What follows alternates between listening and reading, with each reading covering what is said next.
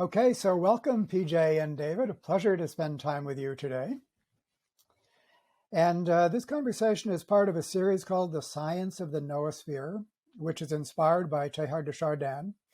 The series is panoramic in scope, from the origin of life to the future of the internet. All of the other conversations are with scientists, technologists, and futurists operating in nonfiction mode.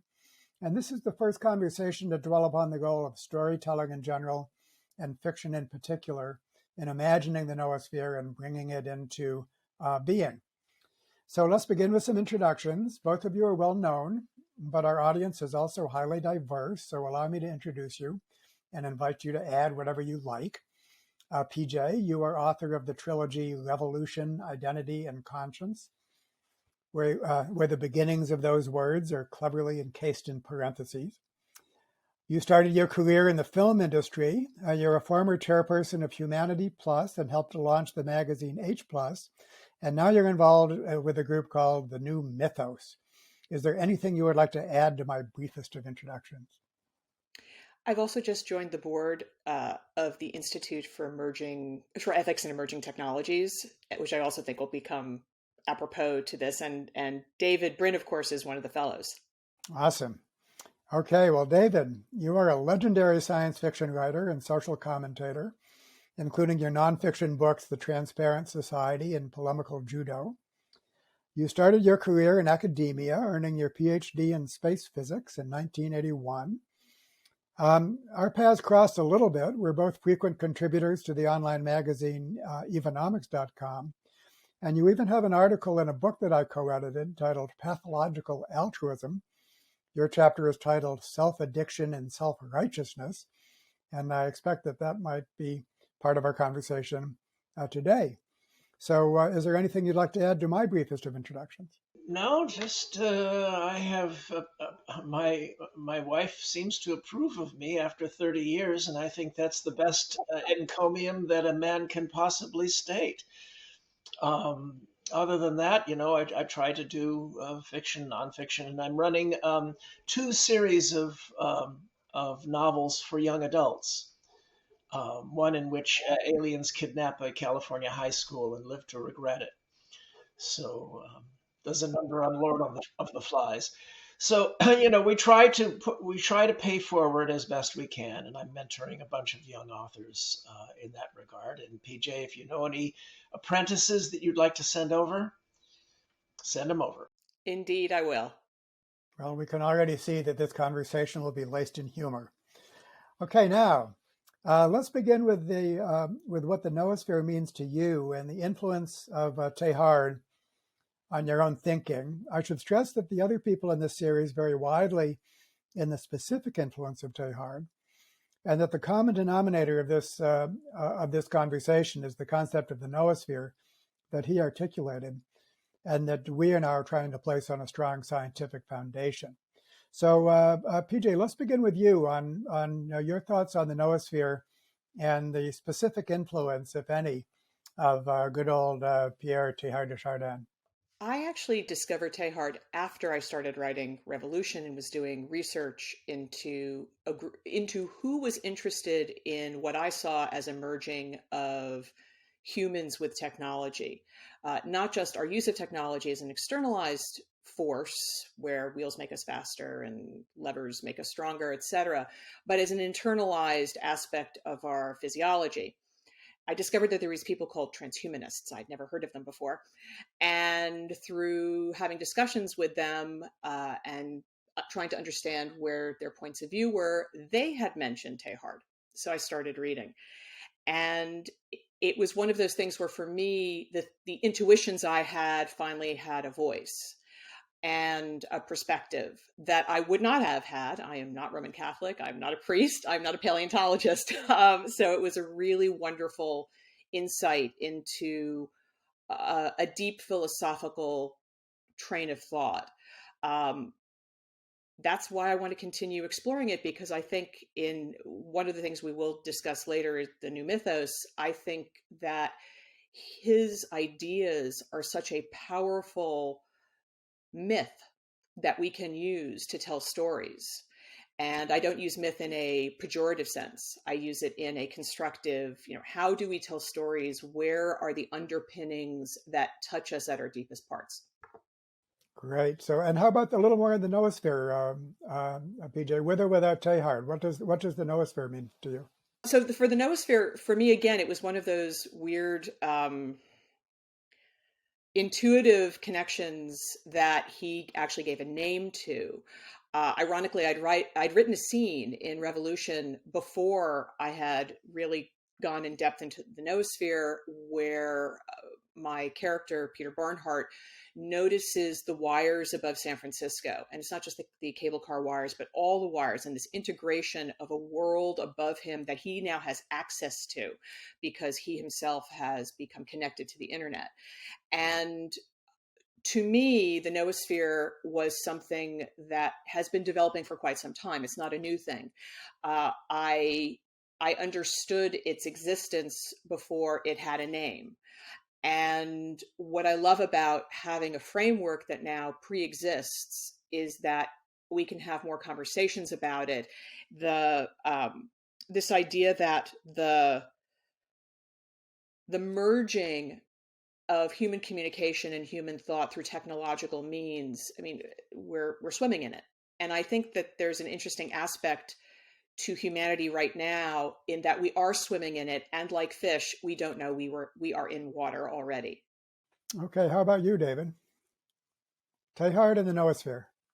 One of the things that I specialize in is trying to put things in context. And one of the contexts that Teilhard lived in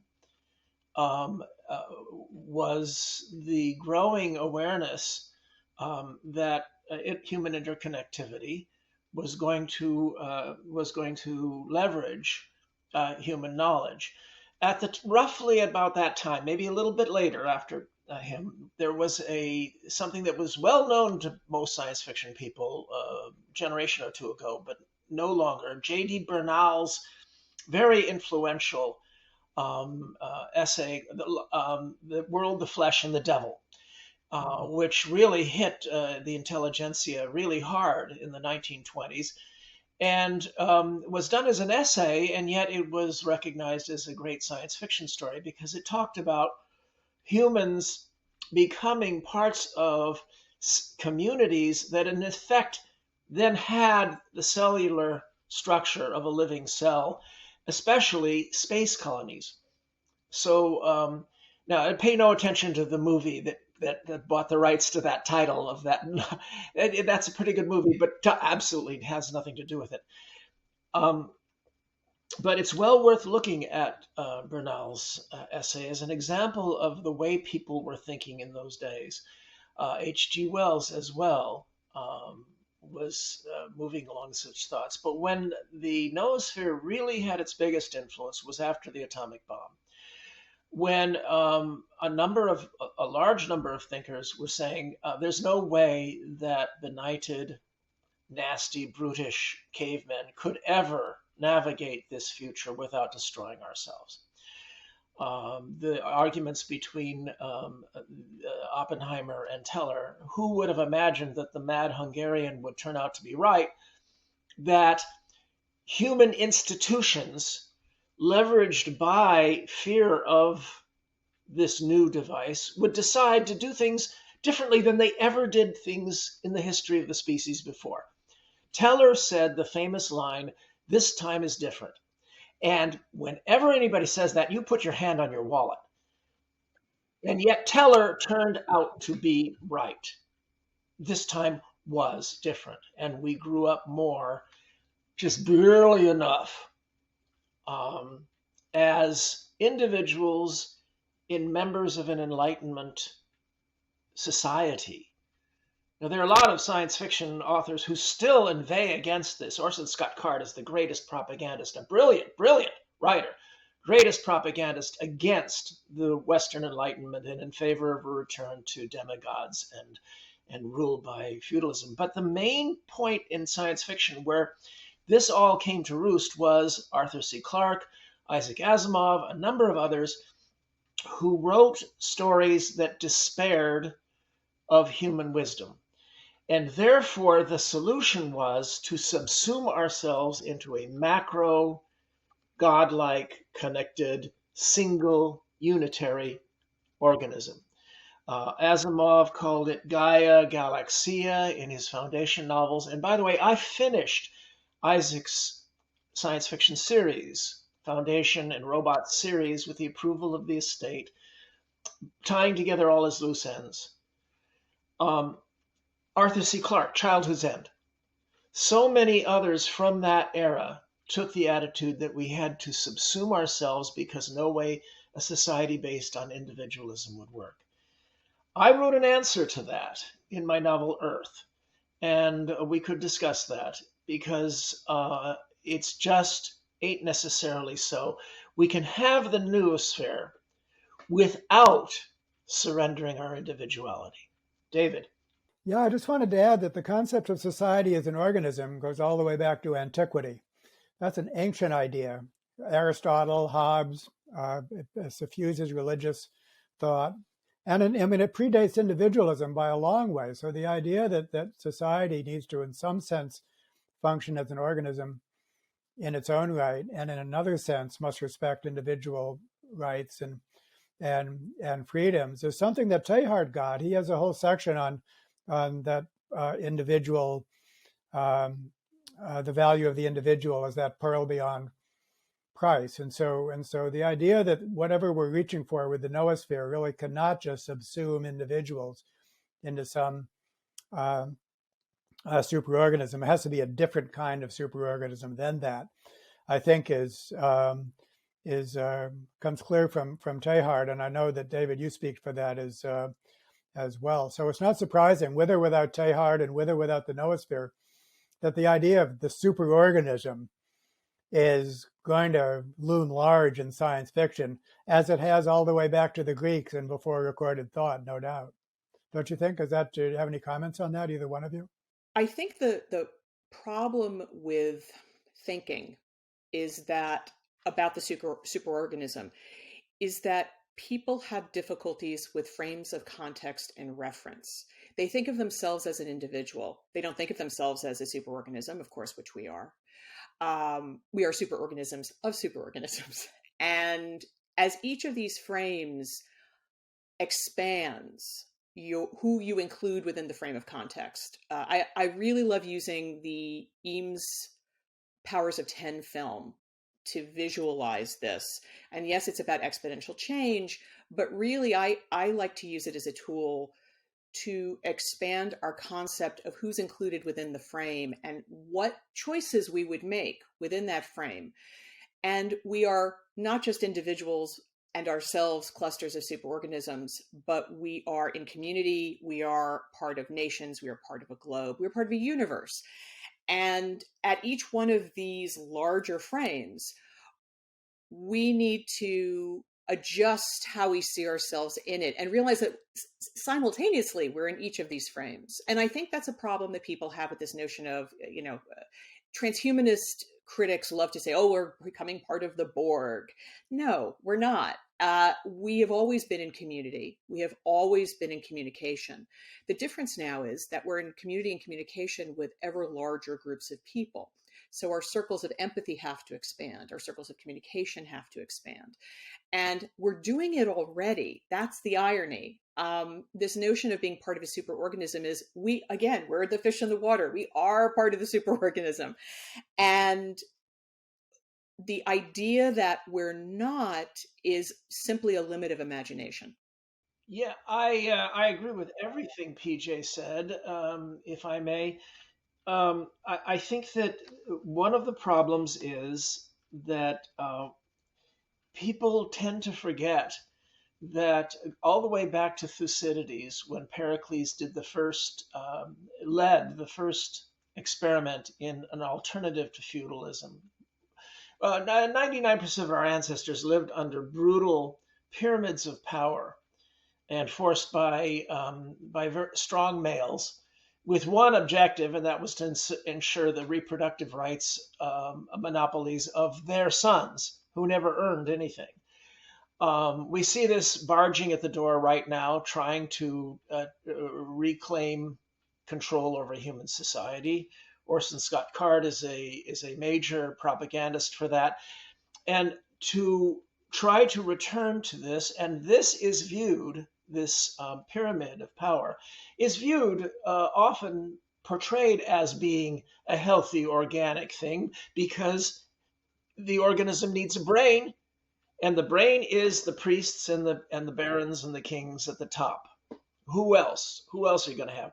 Well, the Enlightenment experiments, starting with Pericles and then Locke and Adam Smith, helping to and Paine, helping to rationalize this Enlightenment experiment, which flattened it out into a diamond with a confident middle, with whose children can all, in theory, and increasingly so with each generation, compete fairly. And that's the key word that's missing from a lot of these noosphere concepts, and that is competition. In nature, you have level after level. James Grier Miller's living systems theory showed this extremely well. David's aware of that. And that is that at every level of life, there are these basic interactions. Inside your living cells, organelles apparently compete with each other to gain status as the most important communication organelles. The result is a cell that, when viewed from the outside, seems an utterly cooperative entity.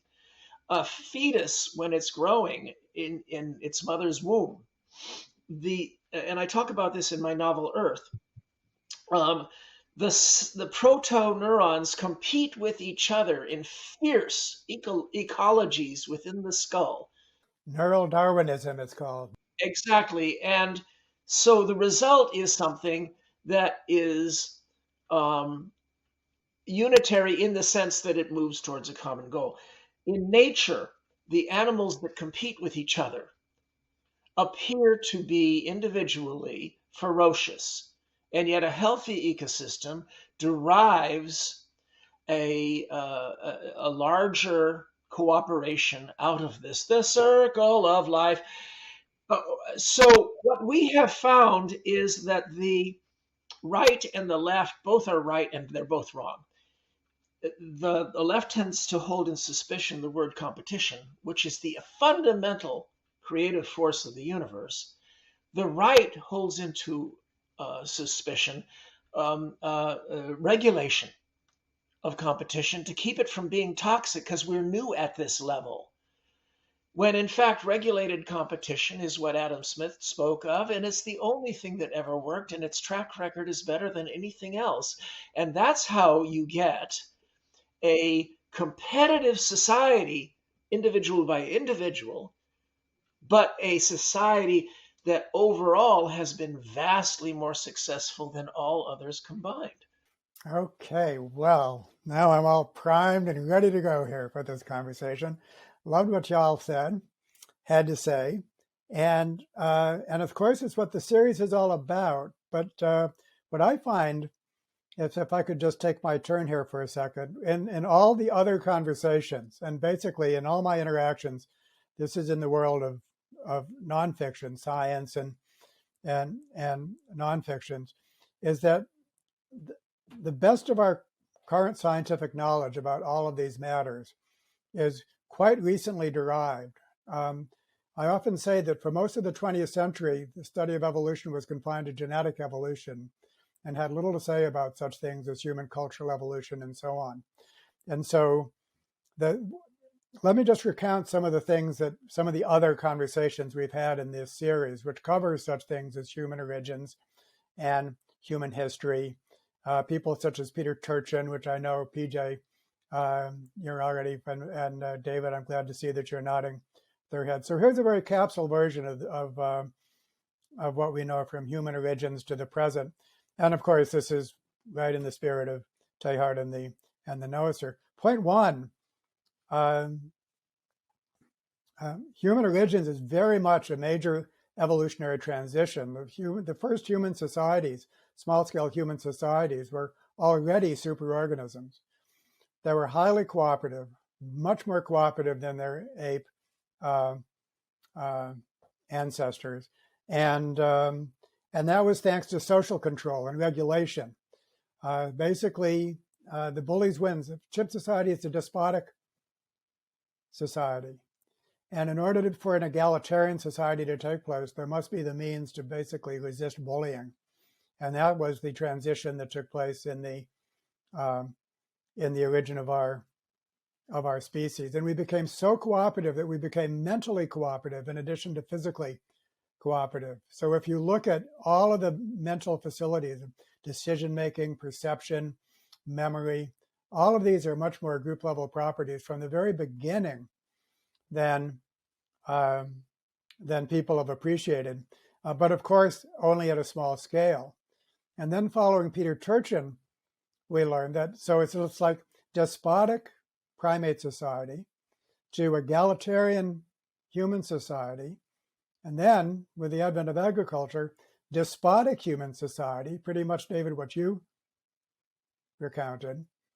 And then thanks to between group competition. So David, you're properly emphasizing it's always competition. Whenever cultural change occurs, that's a competitive process. One thing replaced another thing. The question is whether that thing is a cooperative thing or a disruptive, competitive thing, leading to the mega societies of today, which are definitely a glass half full when it comes to cooperation and competition. But I mean, a scale of cooperation which nobody could have imagined 10,000 years ago, including global cooperation, which nobody could have imagined 300 years ago. The idea that the Earth is the unit that needs to be the organism. So that's the scientific story that we're in a position to tell and in a position to update. And I'd love to know whether some of the people that you've become familiar with, PJ and David, people like Peter Turchin, myself, maybe Joseph Henrich, other people that are at the forefront of the science of this, how much they're known to the science fiction writers and to the people in your neck of the woods.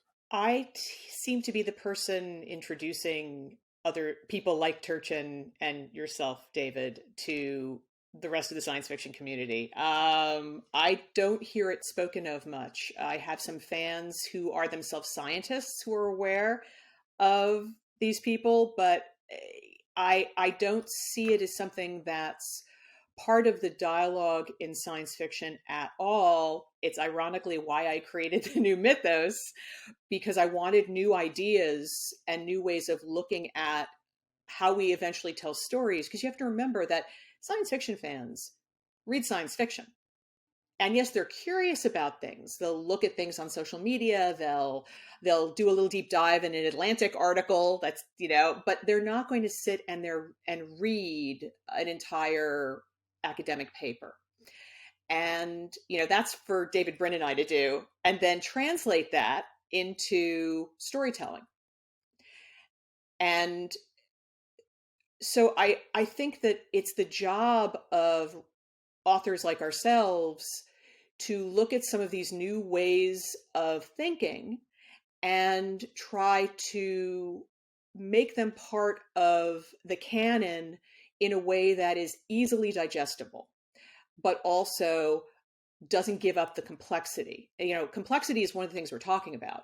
And that's the hardest thing to get people who I would refer to as civilians to understand is what complexity science is and how it affects your everyday life. How, the moment you start looking at, and again, it's like those frames of context. Once you start looking at a single issue through complexity, you're never going to look at the world the same way again. And I think that both David and I tell stories that are actually designed to present complex ideas in ways that people don't even realize they're there. I mean, we may mention it's about complexity, but they're so wrapped up in the story and so taken along by plot and character that they don't realize the spoonful of sugar we just gave them to give the information to go down. That's a very good summary. The now I have had Peter Turchin over to the house here, and he's a nice fellow, and I think he's making real contributions at pointing out things. I'm less impressed when he says I have now weaving all those things that I pointed out together into a model. Um, Generally speaking, I channeled Harry Seldon. I was the guy who completed Harry Seldon's story, and Janet Asimov was very happy.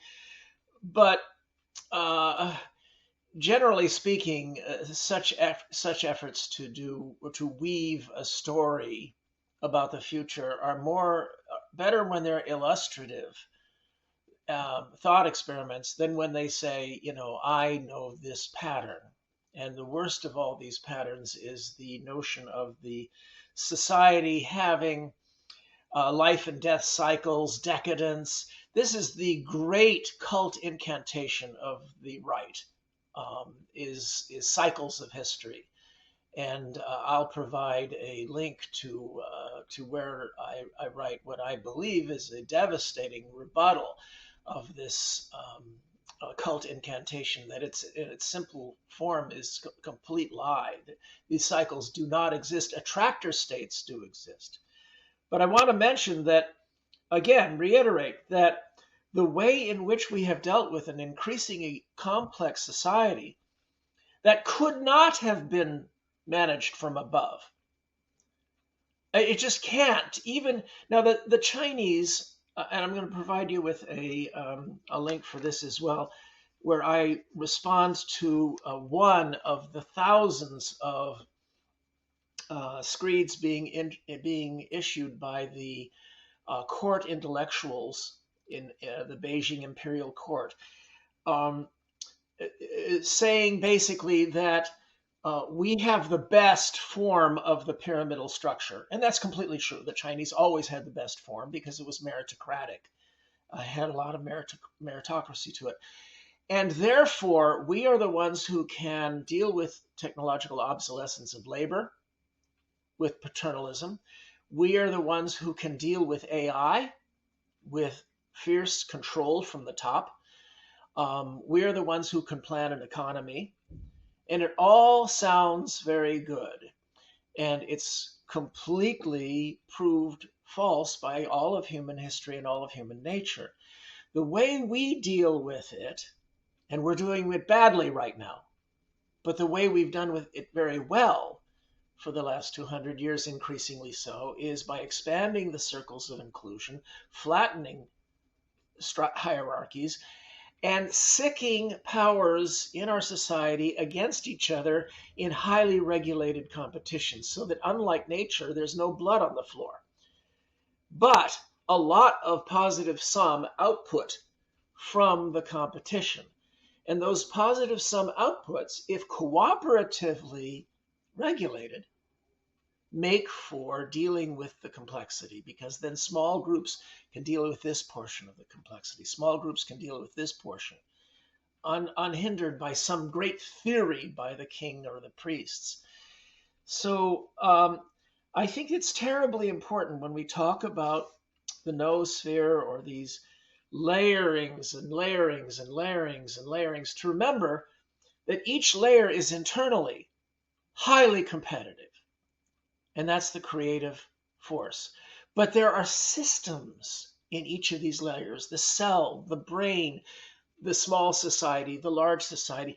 There are systems that keep it from getting out of control and cancerous and destructive, that make the competition positive sum. So in any event, PJ, I'm looking forward to hearing more about the new Mythos. Well, let me take, if I could just immediately respond to you, David, just to confirm that our visions are very highly aligned. What you just said is more or less what I would put. It's what Adam Smith said. Well, to a degree, but I mean, nobody can foresee the future. Adam Smith, and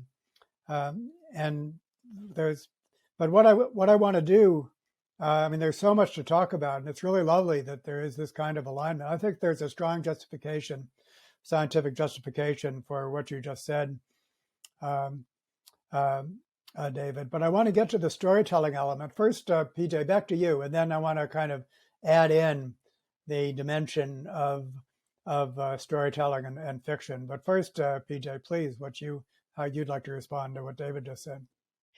I think David knows that I'm a bigger fan of Turchin's models than he is, and that's fine. My actual major in college was American history and American studies, so his modeling of political violence and cycles of discord, I actually do concur with, for a variety of reasons, which we don't have to all go into here. But beyond that, I do understand how it has been used by people for not so positive ends, the concepts. So I can understand David's reluctance to want to agree with that. And I too am a friend of Peter's. He actually proofread my clear dynamics section in Identity.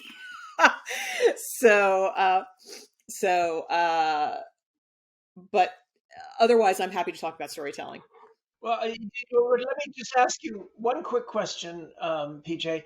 Do you know about Howe and Strauss called The Fourth Turning? It's a huge cult popular thing on the right, and they point out to a lot of what is it called? Pareidolia, the seeing of patterns, the human tendency to see patterns.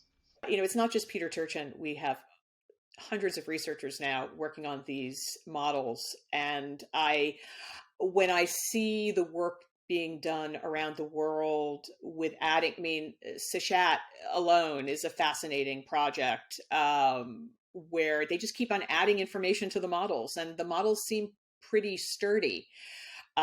This is a data conversation that, again, I'm happy to have maybe at another time. So, first of all, Peter is part of this series. So Peter and Darren Esamoglu, author of Why Nations Fail, have a conversation in this series. Peter began his career as a biologist, a population biologist, studying such things as bark beetle populations and lemming populations. And they cycle, not because cycles are fundamental, but because that's what happens with complex multivariable systems. They don't come to an equilibrium, they go up and down. And it's often they're chaotic cycles. They're not like clockwork, it's not like a pendulum, but they go up and down. And so history is complex. And when Peter shifted his career from population biology to human history, he just brought this whole toolkit with him of complex systems dynamics. And human phenomenon often go up and down. And American history is an example. You can't deny the peaks and valleys of egalitarianism in American history. They exist. I don't deny it, but I think that it's because we have a recurring co-joined twin that gets angry every 30 or 40 years. I have an essay describing what we're in right now as phase 8 of the American Civil War. Phase 4 is the one everyone's familiar with from the 1860s. What I think is a more valid approach is attractors. And the fundamental attractor in agricultural human societies has always been feudalism, because those who have power, whether it's from swords or money, will try to cheat. Not all of them, but a large fraction will try to cheat in order for their sons to get maximal reproductive power. We're all descended from the harems of those SOBs, which is why males have the fantasies that they have, probably. But in any event, we found another attractor state. And I think this is relevant to what's called the Fermi paradox. I think my number 3 hypothesis for why we haven't seen aliens is that the same attractor state that pulls in sea lions, elephant seals, stallions, male elephants, bull elephants, and so on, is actually fairly moderated and under some degree of control among humans. And I think that's probably rare the cosmos. But that's bringing in a noosphere at a completely different level. I think the galaxy's waiting for us. I think we're the rescuers, and we better not blow it.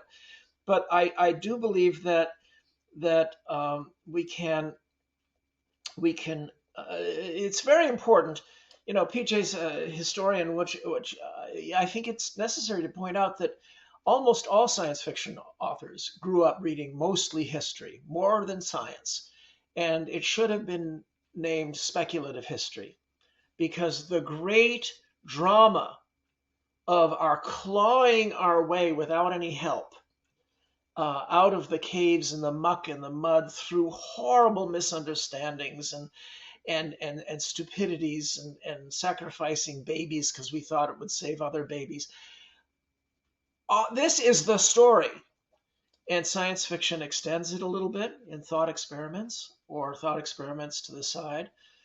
So I perfectly honor the whole notion that science fiction is a lot more about history than it is about any particular scientific gimmick. Let me wrap up our conversation so far to say that this is a very exciting time scientifically. Of course, much is at play, much is unsettled. And it's great to have folks like you in the conversation. I think the more literate everyone becomes about these developments, the better. And that includes the storytellers of the world. And so I'd like to introduce storytelling and fiction in two stages, because I think there's an important distinction between the two. Storytelling can take place even in nonfiction. I mean, even when we stick to the facts of the world, there's ways to present it that qualifies as a story and other ways that qualify as not a story. So first, I'd like to ask you the question, what's the distinction between storytelling versus non-storytelling in nonfiction, and then bring in fiction?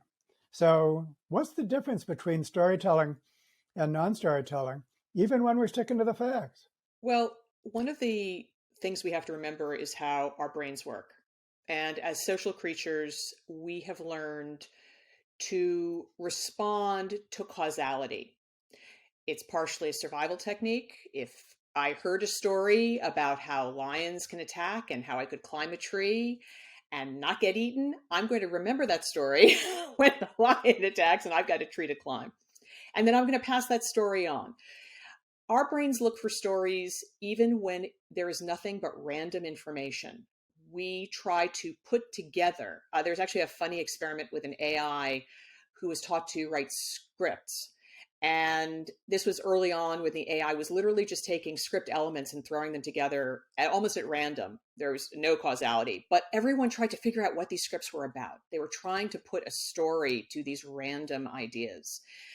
So if we're looking at storytelling in nonfiction, what we're looking at is the presentation of information in a way that creates a through line, a causality. If A and B, then C. So that can happen in any kind of writing. In the best scientific writing is certainly that, the best of any kind, journalism, every kind of writing, every kind of, not just writing, every kind of transmission of information that has an effective sense for the receiver. I think that there's there's something we forget about story when we're talking about nonfiction. And that is that nonfiction storytelling needs to have many of the same impacts to land on the receiver.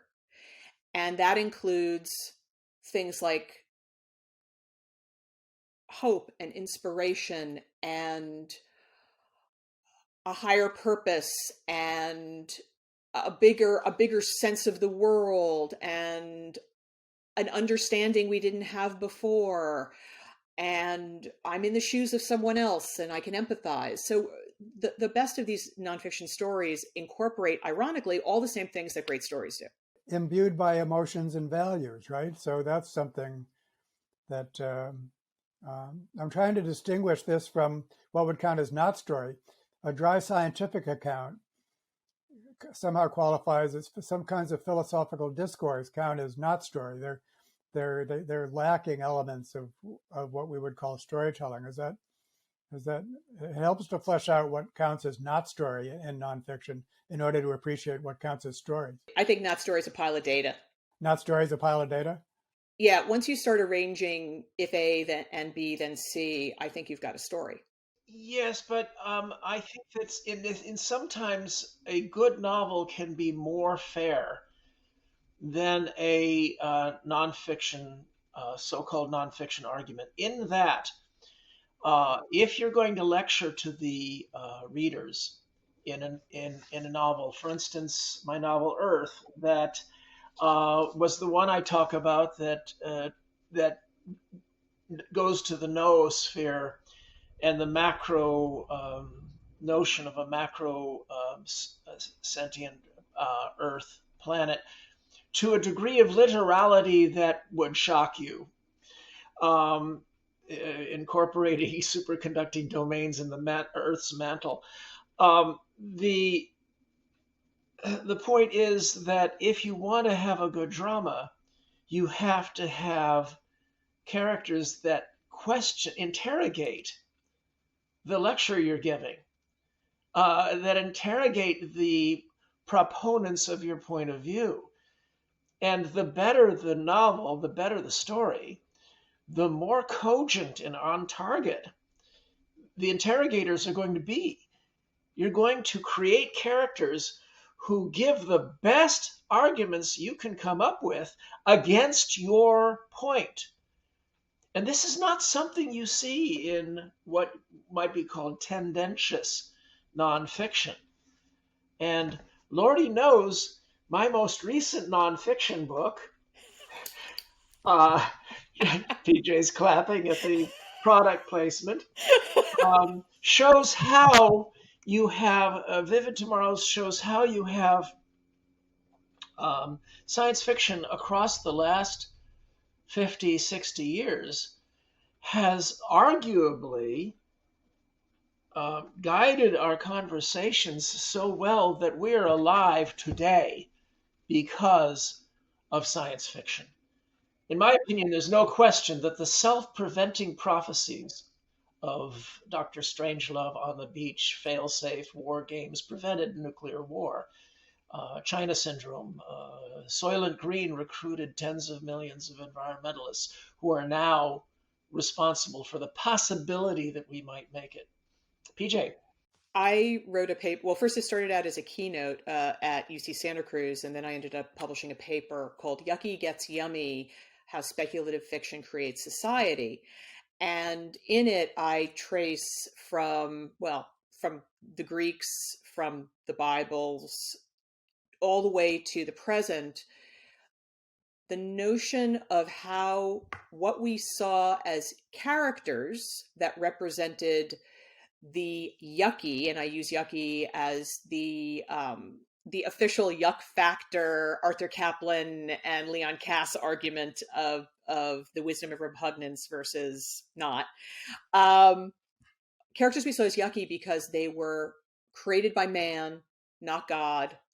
They were monsters. They were aliens. They were the other. And how through the history of literature, the other has been turned into from the villain to the hero, and why that's happened, and how in making the other heroic, including our monsters and aliens and creatures and etc., and mutants and just the entire range of speculative fiction and fantasy and science fiction, we have been able to internalize the lessons that we as human cultures need to understand to move forward. Many of our technologies are integrated in these stories. And so suddenly when you have the X-Men as mutants no longer being the villains of a story as in the 18th and 19th century, and then becoming the heroes of a story, well, now we look at mutants in a different way. And who do those mutants actually represent? They're also metaphorical. They're both literal and metaphorical.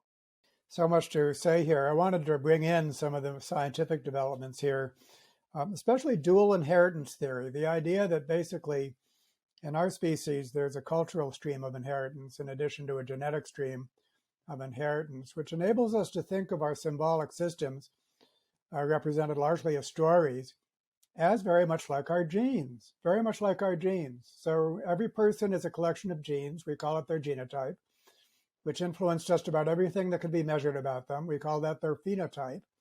And every person, because they're human beings, is a collection of interrelated symbols. Let's call that your symbotype, which also influence just about anything that could be measured, that very same phenotype. That's dual inheritance theory. And what it means is that our symbolic systems, represented very largely through stories, truly determines who we are. And so it really blends, it just blends fact and fiction, the distinction between them. So much of our existence, in inner and outer, mental and physical, is socially constructed. Then the idea that we tell stories which are not yet reality, and then we step into those stories so that they become the reality, makes perfect sense. Makes sense from neurologically too. We're looking at story as empathy creation. Stories are empathy engines. And normally we're used to empathizing with just our tribe or our family. But now we have to empathize with people who could not be less like us in theory. We discover, in fact, our common values and our common humanity through story. And this is one reason why I think it ties a lot of it together to realize that most of the world, most of the world knows for sure that Americans are crazy. But as John Travolta said in a movie, ain't it cool? But the pejorative aspect of that has been undermined by generation after generation of Hollywood propaganda that has, if you watch most of the Hollywood films, especially the science fiction films, preach suspicion of authority. Some authority must be combated. Tolerance, diversity, and eccentricity, individual eccentricity. The audience bonds with the character at the beginning of the film in part because that character exhibits some eccentric trait, and it does not have to be the same eccentric trait as the viewer. The fact that it is an individualistic eccentric trait is the thing that enables the viewer to bond with the character. And the authority figure doesn't have to be invading aliens. It can be a nosy mother-in-law. The point is that these four things, lessons, have been so pervasive that I think it's one of the reasons why a worldwide mafia oligarchy of almost all oligarch types has united, despite their differences. Some are ex-commissars, some are current commissars, some are casino moguls, mafiosi, drug lords. If you trace it, they're all united because they know that this propaganda system cannot be allowed to embed for one more generation. It's already extremely dangerous to the entire pyramidal zeitgeist. And that is about storytelling. That is where I think the mythologies have been, where a lot of the mythological battle has been taking place. I think it's very unfortunate that so many of the mythological champions in science fiction today don't give credit to past science fiction for having been the most liberal genre. I just watched This Island Earth last night with my wife, 1955. Utterly cringeworthy female lead who screams at many points. But she's one of the leading scientists in the world and she does brave things. Show me that in another movie from 1955. So in the context of each era, science fiction was, I think, at the forefront of this expansion of inclusion project. And I'm all in favor of what the dominant science fiction community is doing now in making that project a centerpiece. I agree with David. And that's one of the things where speculative fiction has the ability, all fiction has the ability to progress the social conversation. One of the most important books of the 19th century was Uncle Tom's Cabin. You had countless stories like this. Dickens brought about the reform laws. You can point directly to pieces of literature, and Dostoevsky changed the conversation in Russia. You can look at specific authors and pieces of fiction and actually mark their effects on entire social structures. However, we are far more siloed in our information and our reading. Everyone read Uncle Tom's Cabin in the United States. It was read as much as the Bible in the U.S. You can't say that about any single piece of fiction anymore. We're lucky if 1% of the population actually reads something specific. But having said that, there are waves of similar stories. One of the things should I discuss the new Mythos specifically? Because okay, let me just back up, and because I think this will help. So this all started because in 2018 I was at NorwestCon sitting with Gordon Van Gelder, Nisi Shaw, and Elsa Sunderson, and I had an actual epiphany, like out of body experience. Crazy. We were on a panel discussing science fiction in the age of President Trump. And all these little bits of things that I'd been taking in for the last several years all kind of hit me like a tidal wave. And it was that we were great at dystopic fiction, but we weren't telling the readers who were now willing to fight what to fight for. They had finished the battle, but now what? We were focusing on the chosen one stories. But the problem with the chosen one is everybody is responsible for changing society. Not a single person we can all point to and say, well, that's the one I'm voting for, and they're responsible, and if they don't do what I want, they're bad. We had all of these failures of storytelling. I mean, superheroes, for me, are an enormous failure in the present day because they're all about restoring the status quo. Something invades Gotham or Metropolis and a big bad, and the entire goal is to bring society back to its set point.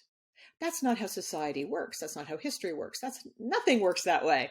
And so if we think every single battle is about restoring the status quo, there's a problem with that kind of storytelling. Can I break in here? Because I want to make a point that because every culture relies on stories as part of their DNA, their cultural DNA, then there will be stories for every variety of culture, including the cultures that we deem bad, plus the ones that we want to be the cultures of the futures. And so stories where there's a disruption and then a return to a disruption of social fabric and then a restoration of the social fabric, of course, those stories are going to abound in cultures around the world. And it's the stories of those cultures. It's the way those cultures preserve themselves.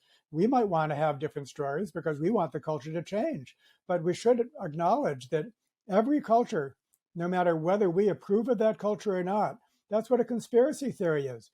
It's a story for a certain kind of group in a certain ecological situation. So I think we have to appreciate the diversity of stories is no less than the diversity of all cultures, whether those cultures are benign or pathological, whether we want them to change or we don't want them to change. That's how diverse stories are. Would you agree with that? I agree with that to a certain extent, in that specifically, for instance, in Asian storytelling structures, there is an absolute need for a return to the traditional sense of purpose. I don't think, though, that if you're doing science fiction or fantasy, that is a necessary aspect to the genre. In fact, I think it's a false aspect of the genre. Except that most of those superhero stories, while they nullify a large disturbance in the form of something evil, generally there are finger wags and lessons to be learned. And certainly in the ongoing xenification of the image of the hero, I'm referring not to the actual root of xeno, as in the alien, but xenification in the sense of more and more like Xena warrior princess. The xenification of the image of the hero is certainly something that is having an effect. You know, you can no longer say little girls have nobody to point to who kicks butt. Having worked on Xena, uh, uh, in fact, that's actually how I became friends with David 10 years ago when I gave the very first version of this new mythos idea of speculative fiction, creating society. He was in the audience and he said, anyone who worked on Xena is a friend of mine. I did not know that, except possibly through the Knowsphere. I had an idea that you would smile if I coined that word. My point is more this, that there are many other ways to tell a story than the ones that are being at the forefront right now in our genre. And you don't have to have a single chosen one hero. You can have a community. You don't have to have a classic hero's journey where the hero might be changed, but the society is brought back to the status quo. You don't need to do that. There are many changes. You don't have to have a 3-act structure. I mean, there's so many ways we can look at how to tell a story. And in fact, looking towards other cultures, not just Western culture. Western culture, of course, has been steeped in the 3-act structure since the Greeks. So I am open to other kinds of storytelling. I'm saying that we should all be exploring other kinds of storytelling to see what kinds of stories fit best that might guide our future activities towards something like a positive future. You know, when we end the story, when we have the smallest denouement, we got the bad guy, and then the story ends. Boom, out. The problem with that is then what? It doesn't help guide, it helps you learn to fight whatever you think the bad guy is, but it doesn't tell you then what you do with it. I try to explore that in Conscience with, well, what are the options once you get rid of the big bad? Then what? And I think that there's a tendency to think that the audience is less able to take complex stories or ideas than they are. Well, PJ, I have to say that your customers and mine are perfectly comfortable being uncomfortable.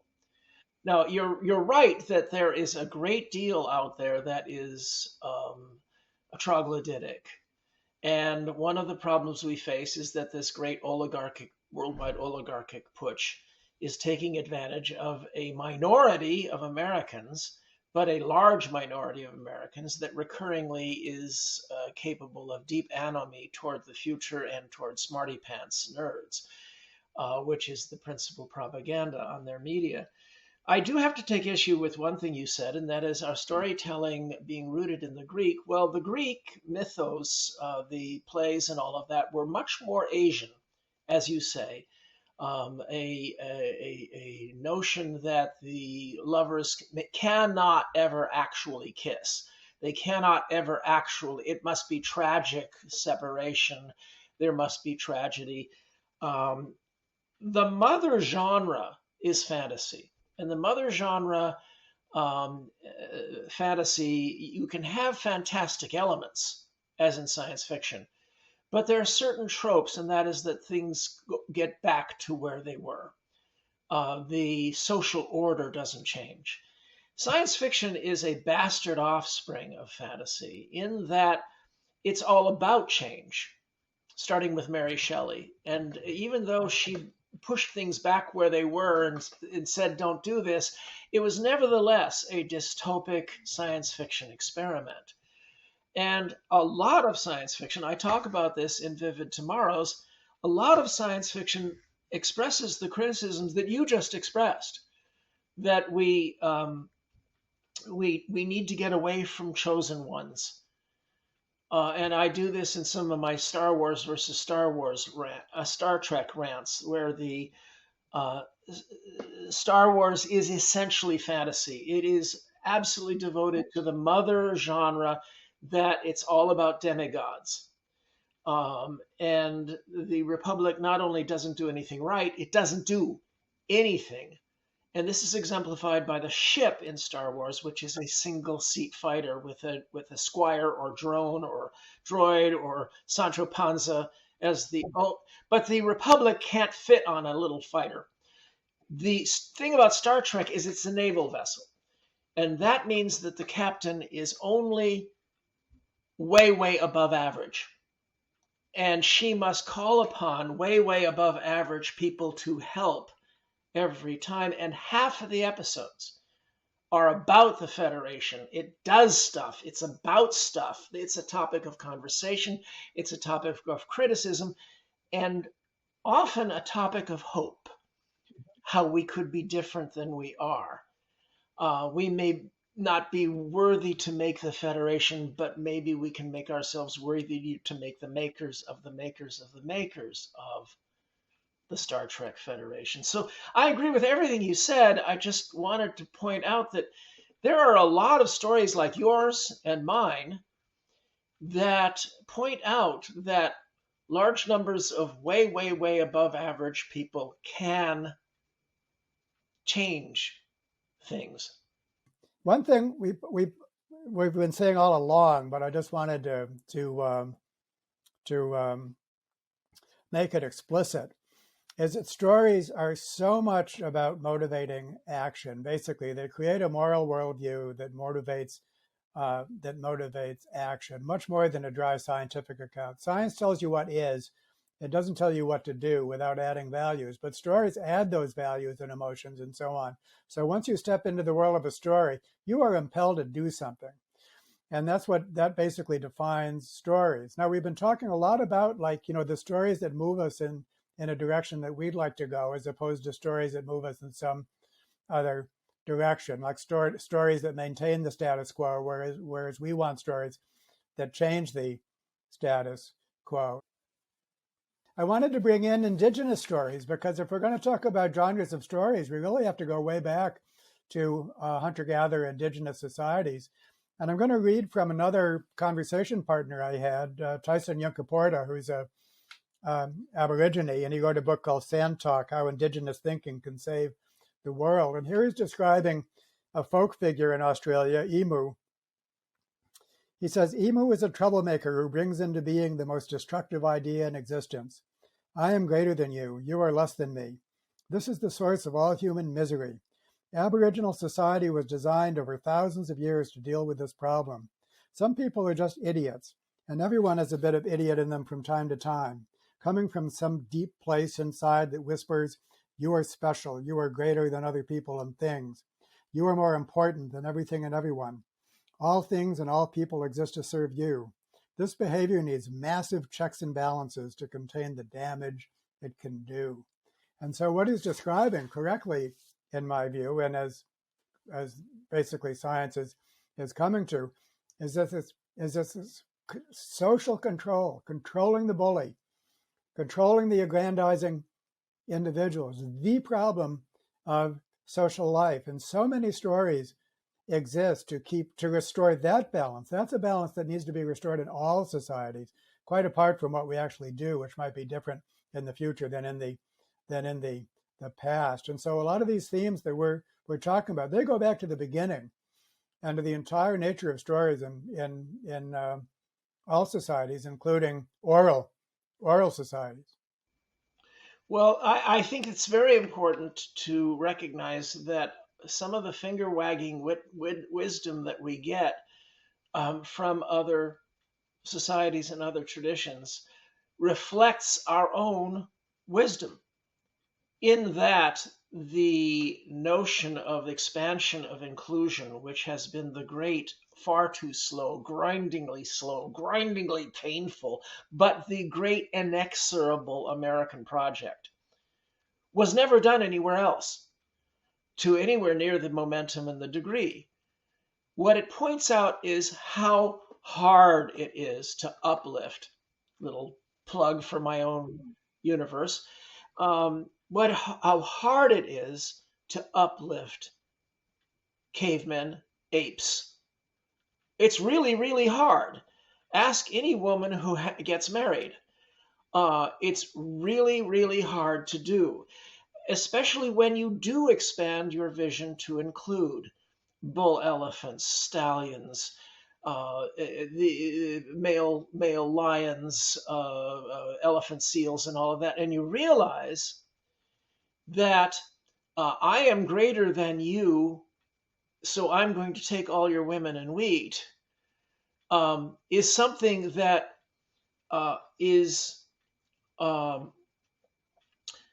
amazing that we can hold in front of ourselves a vision of future society in which this is all under full degree of control, under full degree that boys are all raised so that it's all under control, and the portion of this that is pansexual, that women are can be bullies too. This is not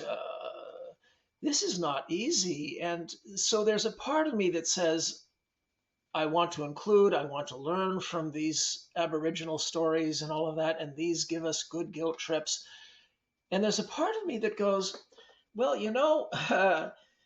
I'll betcha your tribes, this wouldn't be one of your top legends if it wasn't a daily problem for you. Tyson would agree with that. And I told the story, I read the story in part because I think it more or less conforms to what you say, David, when you talk about the authoritarian threat, is that's like emu run amok, basically. We have a situation in which emu is not constrained at all. And so now, and you say that authoritarian societies cannot work as far as the future is concerned. Their track record is so abysmal that long litany of horrors that we call history is more than enough refutation to allowing feudalism or pyramidal structures back ever again. Because if we do this time, they'll make sure that democracy and enlightenment are never tried again. And we'll just be one more failed Fermi site. And the galaxy will have to wait for somebody else. And isn't that a grand burden?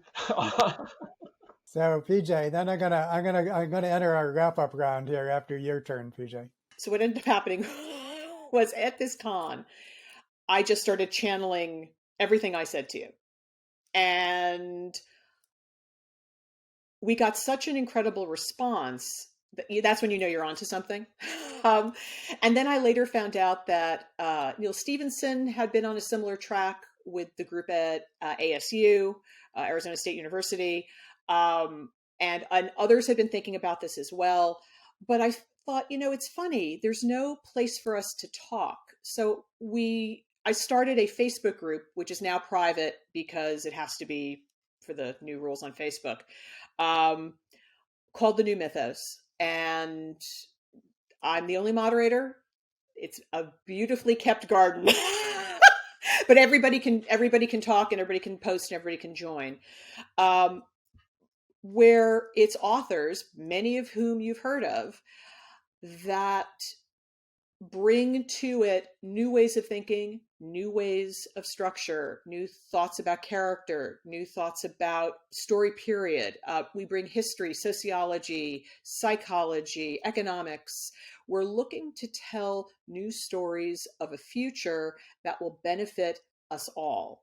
And that's the key. Again, coming back to these expanding frames of context and reference, I want to see something that at least benefits our world. That's my minimum. And one of the things was very inspirational for me was reading Robert Wright, Non-Zero, and which is one of the great books. Yeah, clearly, David, you're both Davids, you're fans. And his idea of these win-win-win scenarios, of these positive non-zero-sum games, that's what it's about. So how do we tell stories about positive non-zero-sum games where we have conflict, we have drama, we have all of the things that make great story, but in these different stories we find different seeds of how we're going to succeed. What is it going to take for us to chart a better future? And that includes different interpretations of the Knowsphere. And that is one of the reasons why in both of my young adult series, and PJ, I'm going to send you all 5 existing novels. I'm going to dump them into your mailbox. My the young adult series that has all the bright up and coming authors in it portrays kids from across time yanked into the 2030s, 2340s, the 24th century, to help save a utopia that's in peril. That way you can have the adventure, you can have the peril, but the vision of the future is, hey, you kids, guess what you did in the 2060s and 70s, saving the world from the mess left by the baby boomers. You're our heroes. That's why we're yanking you into the future. You made a wonderful civilization. Now, could you help us save it?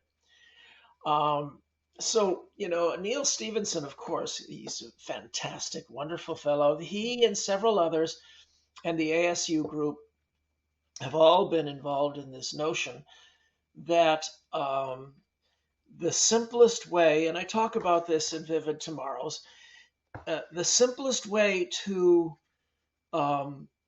get your heroes in pulse-pounding jeopardy is to assume everything's rotten. And I mentioned the 4 positive messages of Hollywood sci-fi: suspicion of authority, tolerance, diversity, and eccentricity. There are 2 very, very destructive messages. No institution can ever function, and your neighbors are all sheep. Because if the heroine is in danger at a certain point and can call 911 and get actual professional help, that messes up your story. If she can knock on a neighbor's door and say, I have a problem, and the neighbor says, Joe across the street, he'll help you. You knock on Joe's door, and Joe says, hold on a second, let's go. Then a good writer can get around the problem of functioning institutions and functioning neighbors, can write around that handicap, that difficulty. But poor writers, they simply go with this really destructive propaganda that all the institutions that our ancestors built are useless, and your neighbors will be of no help whatsoever. And that's, I think that's terrible. Well, let me initiate the wrap-up round here. This has been so great, and I think one purpose of this is to continue interacting with each other. So this is not really the end. I wanted to say a little bit more about the Science of the Noosphere project, which is embedded in a larger project called Human Energy. And Ben Casera, who's the founder of that project, talks very much in terms of the third story, what he means by that. The first story, sort of traditional religions. The second story, materialistic science. And the third story, some kind of value-laden science that's close to what Teilhard was about with all of his writing. And so the idea that it does have to be a story, it can't just be science. It has to be science portrayed as story is what we're all about. And so what I'd like to end discussing is just how do we do this? One is to make science available to the current generation of science fiction, of storytellers. This science is very new. it needs to be spread far and wide, including the artistic community, basically. And that becomes their raw material. And then is there any other way to facilitate storytelling? So how do we actually bring storytellers into this project? It's a scientific project. It needs to be a storytelling project in order to actually work towards global cooperation, the global good, call it the Neosphere. So what do each of you have to say about that? To me, all culture, as much as science informs culture, all culture actually comes from the arts and humanities. In that, how we communicate the science, how we communicate what reality is what makes the impact. One of the things I did briefly was I used to talk to scientists like JPL and other places and try to get them in a frame of mind to understand that even their fellow scientists wanted to hear why this mattered to them. Why does this matter to the audience? What is this connection through story that can make an impact on their science being communicated more broadly? I think that everyone has to learn how to be a storyteller. We are naturally, whether people realize it or not. But there must be, for the third story, by definition, you literally called it the third story, Ben. By definition, we have to find that synthesis. It's not STEM, it's STEAM. You need to have the arts in the middle of all that analysis because you have to make sense of it. As David said earlier, fiction often makes more truth, more sense than the data we accumulate because we're able to see the bigger context, multiple contexts, bigger pictures that the scientific inquiry, by definition, is not really supposed to do. It's supposed to go down the silo, whereas the art can go across silos. And that's where the third story comes in for me personally as a storyteller, because it is that synthesis of where do we find value and meaning and where do we find the hopefulness to drive us to a better future. I am in awe, and I don't know what I could add to that. I mean, it's I would rather leave that as the last word, but I will say that the the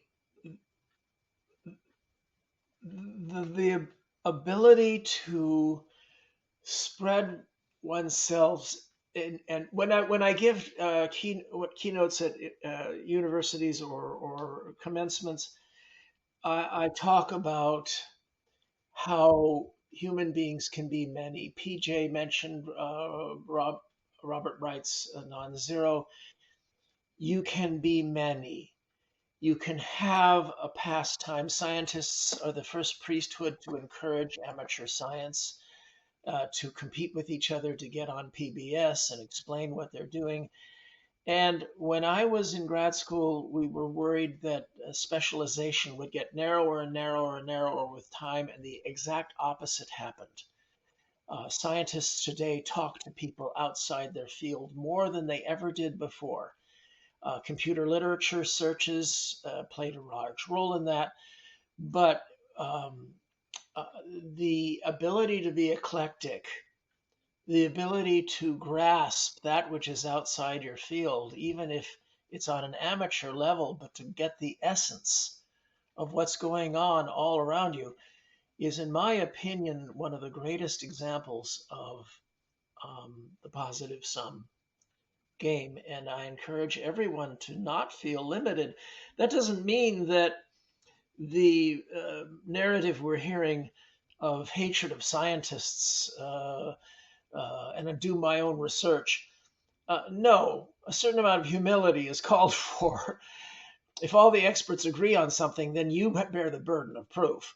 But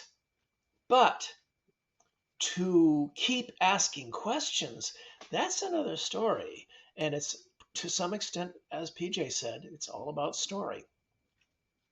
Awesome. Okay, that's a great way to end up. Thank you, both of you. That was just awesome.